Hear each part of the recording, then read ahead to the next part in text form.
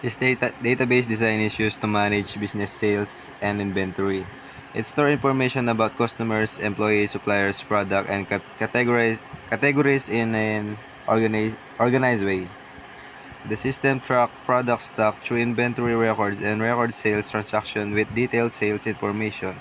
It also manages purchase order made to suppliers, including cost and delivery status. Overall, it helps the business keep accurate records and run operation efficiently. This database structure models a basic computer parts store, allowing it to track products, sale, inventory, and supplier orders efficiently. At its core are three master tables: category, supplier, and product, which define what is sold and by whom. The product tables link each item to a specific category and supplier storing its price. To manage stock, the inventory table tracks the current quantity of each product. The business process flows through the two key transactional cycles.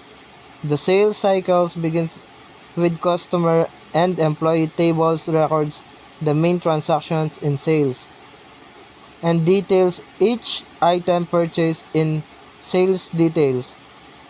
The procurement cycle records order to suppliers in purchase order and list the parts order in purchase order details. Each table, such as product, supplier, or sale, is represented in a box with its attribute list inside. The line connecting these boxes show the relationships like supplies, link between suppliers and product, or appears in connection between products and sales details.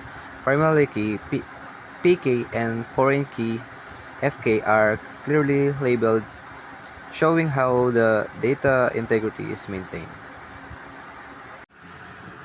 This database is now populated with sample data for a functional computer parts store. Major suppliers like NVIDIA and AMD provide products which are organized into categories like graphics cards and processors. Current inventory shows stock levels for items like the RTX 4090. Employees facilitate sales to customers with recent transactions and purchase order record in December 2025. The data connects the entire business cycle, from ordering stocks to tracking it on shelves to final customer sales.